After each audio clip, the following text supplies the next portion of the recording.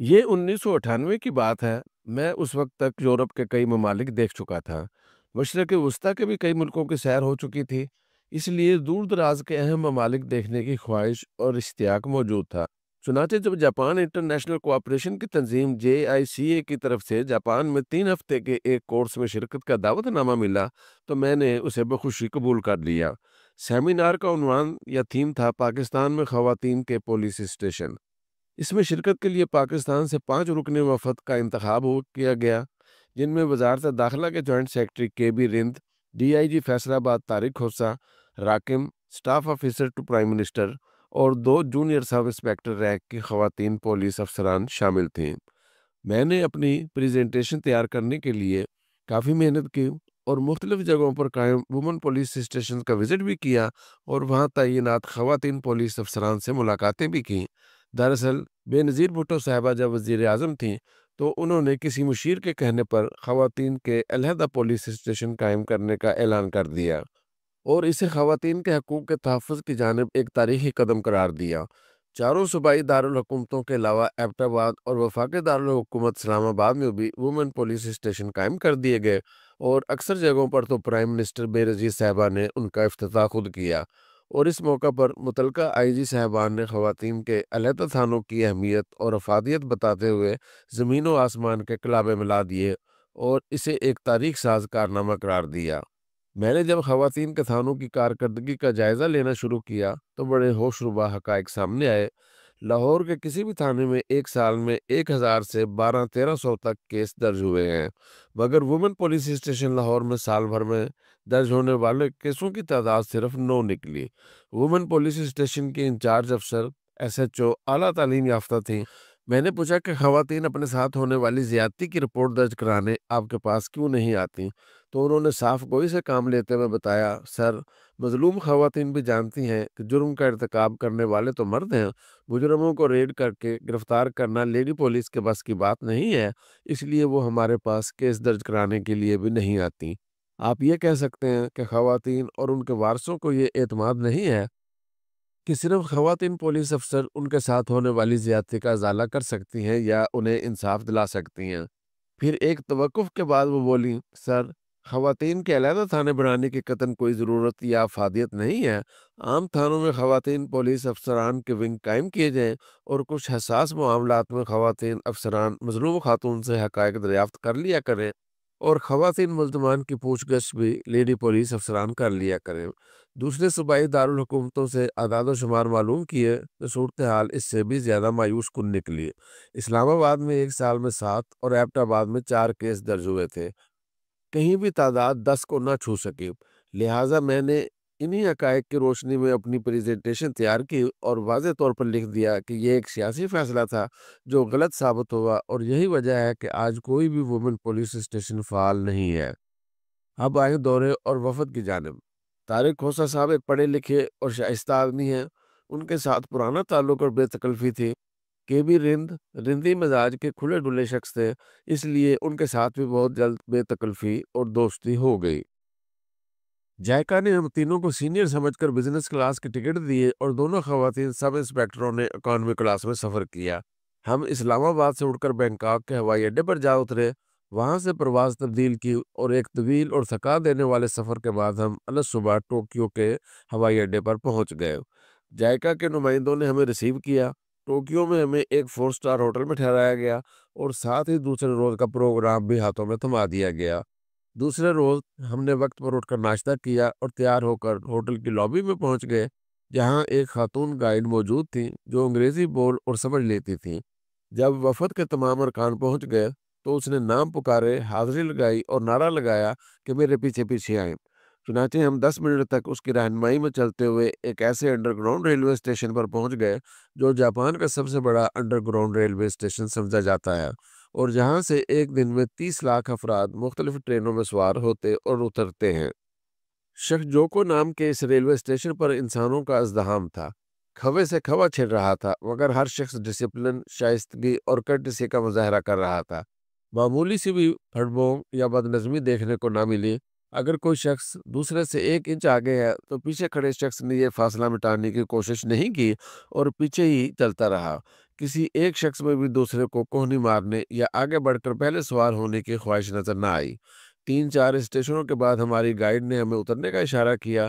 Platform से उतरकर वो फिर पैदल चल पड़ी और हम उसके पीछे पीछे चलने लगे। 10 मिनट चलने के बाद हम जायका के हेडक्वार्टर पर पहुंच गए, जहां बहुत से मुल्कों के लोग मुख्तलिफ कोर्सेज करने के लिए आए हुए थे। पहले 3 रोज सबके लिए मुश्तरका थे, जिनमें शुराका को जापान की तारीख, सकाफत और जदीद दौर की तरक्की के बारे में आगाह किया गया। ज़्यादातर माहिरीन, इनमें से बहुत से तारीख और सकाफत के प्रोफेसर थे। ज़्यादातर माहिरीन ने जापानी ज़बान में तकारीर की और मुतरजम ने उनका तर्जमा किया। मुश्तरका क्लासों के बाद इसी इमारत के एक कॉन्फ्रेंस रूम में हमारा सेमिनार शुरू हुआ, जिसमें खोसा साहब ने वुमेन पुलिस स्टेशन को बेनज़ीर हुकूमत का एक अजीम कारनामा करार दिया। मैंने महसूस किया कि खोसा साहब के नज़दीक मेज़बान मुल्क के दिए गए मौजू के बारे में मुस्बत राय ही देनी चाहिए, और वो इसका तनकीदी जायज़ा लेना डिसकर्टेसी समझते हैं। चुनांचे जब मैंने अपनी प्रेजेंटेशन में वुमेन पुलिस स्टेशनों को एक नाकाम तजर्बा करार दिया तो खोसा साहब बहुत परेशान हो गए। आदाद शुमार जो उनके लिए भी हैरान कुन थे, सुनकर वो भी ये कहने पर मजबूर हो गए, अच्छा, तो ये सूरत हाल इतनी मायूस कुन है। मैं तो समझता था कि अब ख्वातीन विक्टिम्स की पहली चॉइस ख्वातीन के थाने होंगे, मगर वहाँ तो कोई जाता ही नहीं। ये बात मेरे इल्म में नहीं थी। उनके साथ दूसरी बार इख्तलाफ राय का मौका उस वक्त आया जब मैंने महसूस किया कि वो गालिबन जापानी सिस्टम की और उनकी तहजीब और कल्चर के हर पहलू की तारीफ और तौसीफ करते हैं। उनके मस्बत पहलुओं की सताइश करने के साथ पाकिस्तान के मनफी पहलुओं का भी जिक्र करना शुरू कर देते हैं। इस पर मैंने उनके सामने अपने तहफ़्फ़ुज़ात का इजहार किया और फिर अपनी प्रेजेंटेशन के दौरान वतन अजीज़ के मुस्बत पहलुओं को उजागर किया, जिससे पाकिस्तान के बारे में मेज़बानों का तासुर बेहतर हुआ। दोनों लेडी पुलिस अफसरों ने ना तो कोई तैयारी की थी और ना ही वो अंग्रेज़ी बोल सकती थी, इसलिए उन्होंने मुकम्मल तौर पर खामोशी इख्तियार किए रखी। मगर ग्रुप लीडर केबीर इंद साहब ने उन्हें एक खसूसी टास्क तफवीज़ कर दिया। वो इस तरह के एक शाम हम होटल वापस पहुंचे तो रिंद साहब ने लॉबी में उनसे कहा, बीबी, आप भी कुछ सवाल किया करें। उन्होंने कहा, सर, हमारे लिए मुश्किल होगा, हम सवाल नहीं कर सकती। एक दो और सवालों के जवाब भी उन्होंने नफ़ी में दिए। तो रिंद साहब ने पूछा, कपड़े इस्त्री कर लेती हो? दोनों ने इस बात में जवाब दिया। तो रिंद साहब ने कहा, ठीक है, फिर कपड़े इस्त्री करने का टास्क संभाल लें। इसके बाद हर शाम रिंद साहब के कमरों से कपड़ों की गठरी बीबियों के कमरे में पहुंचने लगी। हमने चंद दिनों में जापानी ज़बान का एक लफ्ज़ और एक फ़िक्रा सीख लिया, जिसका हम जा व बेजा इस्तेमाल करने लगे। आपका क्या हाल है कहना हो तो ओहायो गाय में कहने लगे, और मोहतरमा या मोहतरमा के लिए सीम नीमे का लफ्ज़ सिंधी ज़बान के साईं की तरह इस्तेमाल करने लगे। सेमिनार के इंचार्ज मिस बम्बा बड़ी स्मार्ट और खूबरू खातून थीं। वो जब भी हमारे पास से गुजरती, हमारे एक आला तरीन अफसर अपने चेहरे पर खुसूसी मुस्कुराहट सजाए और फिर अंग्रेज़ी का कोई मुश्किल सा लफ्ज़ फ़िक्रे में डालकर बोल देते, मगर वो नोटिस लिए बगैर गुजर जाती। मैंने एक दो बार इन साहब से कहा, सर, आप पाकिस्तान के हाई लेवल वफद के सरबराह हैं, और ये बम नामी खातून आपका बिल्कुल नोटिस ही ना ले और आपकी इतनी आला अंग्रेजी में बोले गए फिक्रों का जवाब तक ना दे, तो ये हमारे लिए हरगिज़ काबिल कबूल नहीं। ये सिर्फ आपकी नहीं, पूरे वफद की तौहीन है। वो साहब मुस्कुरा कर कहते, सही देखते जाओ। फिर एक रोज़ मुझे शरारत सूझी तो मैंने इन साहब के पास जाकर बड़े पुरजोश अंदाज में कहा, सर, मुबारक हो। पूछने लगे, चीमा, किस बात की मुबारक दे रहे हो? मैंने कहा, सर, आज कमाल हो गया। मिस बम्बा अकेली खड़ी थी कि मैं उसके पास चला गया। उसने खुसूसी तौर पर आपके बारे में पूछा तो मैंने बताया कि आप पाकिस्तान के बहुत बड़े फ्यूडल लॉर्ड हैं और जल्द ही मुल्क के सबसे ताकतवर ब्यूरोक्रेट बनने वाले हैं। मैं प्राइम मिनिस्टर का स्टाफ अफसर होने के नाते इस बात से आगाह हूँ कि आप पाकिस्तान की बहुत अहम शख्सियत हैं। इस पर वो बहुत मुतासर हुई और कहने लगी, फ्यूडल लॉर्ड तो बहुत खुले दिल के होते हैं। इन साहब ने तो कभी हमें डिनर पर भी नहीं बुलाया। ये सुनकर उन्होंने मेरी तरफ फातिहाना अंदाज में देखा, जैसे कह रहे हो कि मैं ना कहता था कि एक दिन कदमों में आ गिरेगी। इसके बाद वो फौरन कमरे में गए और सारे सूट लेकर इस्त्री के लिए बीबियों के कमरे में पहुंच गए। दूसरे रोज वो खसूसी तौर पर काला सूट, पीली टाई और काली ऐनक लगाकर मिस बम्बा के पास चले गए और उसे कैंडल डिनर की दावत दे डाली। मिस बम्बा काम से काम रखने वाली प्रोफेशनल खातून थी, जो रोजाना 20 मुल्कों के सैकड़ों लोगों से डील करती थी। डिनर की दावत पर उसने किसी किस्म के तासुर का इजहार किए बगैर कहा, मिस्टर, आपके लिए बेहतर है कि शबाना सरगर्मियों के बजाय पेशा वराना सरगर्मियों पर तवज्जो रखें, और याद रखें, आपकी तवज्जो वुमेन पर नहीं, वुमेन पुलिस स्टेशन पर रहनी चाहिए, जो आपके सेमिनार का मौजू है। یہ سن کر قبلہ نیوے نیوے ہو کر واپس کلاس میں آ گئے۔ انہوں نے اپنی سبکی کا ذمہ دار مجھے قرار دیا، لہٰذا ایک دو روز ناراض رہے، مگر کھلے دل کے آدمی تھے اس لیے جلد راضی ہو گئے۔ ہمارے سیمینار سے متعلق جتنے بھی جاپانی خواتین و حضرات سے واسطہ پڑا انہیں انتہائی مہذب اور خوش اخلاق پایا۔ جب ہم جاپانی زبان میں ان سے خیریت دریافت کرتے تو وہ احترام جھک کر جواب دیتے۔ ہم حیران ہو کر پوچھتے تھے کہ اس قدر خوش اخلاق لوگ آپس میں کبھی ناراض بھی ہوتے ہیں؟ گالی تو دور کی بات ہے، ایسے مہذب اور پولائٹ انسانوں کی زبان سے تو کبھی ناشائستہ لفظ بھی نہیں نکلتا ہوگا۔ یہ اتنی بڑی بڑی جنگیں کیسے لڑتے رہے؟ جاپان کے پروفیسر اور دانشور تو بہت نرم خوش، شائستہ اور پولائٹ تھے۔ ہاں، جب وہاں کے CSS کے طرز کے مقابلے کے امتحان کے نتیجے میں منتخب ہونے والے پولیس افسروں سے ملاقات ہوئی تو ان میں اکڑ خانی اور پھوں پھاں ضرور نظر آئی۔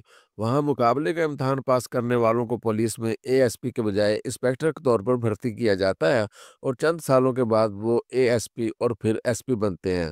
چونکہ دوسری جنگ عظیم کے بعد جاپان کو فوج رکھنے کی اجازت نہیں تھی، اس لیے فورسز میں سب سے طاقتور اور با اختیار محکمہ پولیس کا ہے۔ جاپان میں پولیس کا سربراہ کمشنر جنرل کہلاتا ہے، جو پورے ملک کا سب سے طاقتور بیوروکریٹ سمجھا جاتا ہے۔ دوسری جنگ عظیم کے بعد سے جاپان میں بھی پولیس کا جدید نظام نافذ ہے، جس کے تحت انٹرنل سیکیورٹی اور امن و امان کی ذمہ داری صرف اور صرف پولیس کی ہوتی ہے۔ امریکہ اور یورپ کی طرح جاپان میں بھی ایگزیکٹو مجسٹریسی نام کی کوئی چیز نہیں پائی جاتی۔ ملک میں امن و امان قائم کرنا اور جرائم کی تفتیش کرنا پولیس کی ذمہ داری ہے، جبکہ ٹرائل عدلیہ کے جج صاحبان کرتے ہیں، جن کا انتظامی امور سے کوئی تعلق نہیں ہوتا۔ پوری کوشش کے باوجود ہمارے وفد کی کمشنر جنرل پولیس سے ملاقات نہ ہو سکی اور ہم ڈپٹی کمشنر جنرل سے ہی مل سکے، مگر ان کا پروٹوکول بھی ایشیائی ممالک کے وزیروں سے زیادہ نظر آیا۔ جاپان کے اس وقت 12 انتظامی صوبے تھے جنہیں پریفیکچر کہا جاتا ہے۔ ہر صوبے کا گورنر اور پولیس چیف علیحدہ ہوتا ہے۔ جاپان کے سینئر پولیس افسروں سے ملاقات کے دوران ہم ان سے پولیس کے سسٹم کے بارے میں پوچھتے رہے تو انہوں نے کہا کہ یہاں کی پولیس آپریشنلی انڈیپینڈنٹ ہے، مگر عوام کی منتخب حکومت کے سامنے جواب دہ ہے، جو ہر جمہوری ملک کی پولیس کا خاصہ ہے۔ ترقی یافتہ ملکوں کی طرح جاپان میں بھی پولیس کو اس قدر آپریشنل آزادی حاصل ہے کہ امن و امان کے کسی ایشو پر پولیس کمشنر اگر وزیر اعظم کے کسی حکم سے اختلاف کرے اور اسے خلاف قانون یا نامناسب سمجھ کر اس پر عمل نہ کرے تو قوم اور میڈیا پولیس کمشنر کا ساتھ دیں گے، مگر یہ اس لیے ہے کہ پولیس نے اپنے طرز عمل سے عوام کے دلوں میں اپنے لیے گڈ ول بنائی ہے۔ اگر ان کا طرز عمل بھی حکمرانوں کے ذاتی نوکروں والا ہوتا اور وہ ہر غیر قانونی حکم پر آنکھیں بند کر کے عمل کرتے تو قوم اور میڈیا کبھی ان کے ساتھ کھڑے نہ ہوتے۔ ہمارا جاپان کا دورہ اس وقت شروع ہوا تھا جب پاکستان نے تازہ تازہ ایٹمی دھماکے کیے تھے۔ ہمیں اسلام آباد میں بریفنگز کے دوران کہا گیا تھا کہ چونکہ جاپان واحد ملک ہے جو 1945 میں ایٹم بم کی ہلاکت آفرینیوں کا شکار ہوا تھا، اس لیے جاپانی اس معاملے میں بہت حساس ہیں، لہٰذا آپ وہاں ایٹمی دھماکوں کا زیادہ ذکر نہ کیجیے۔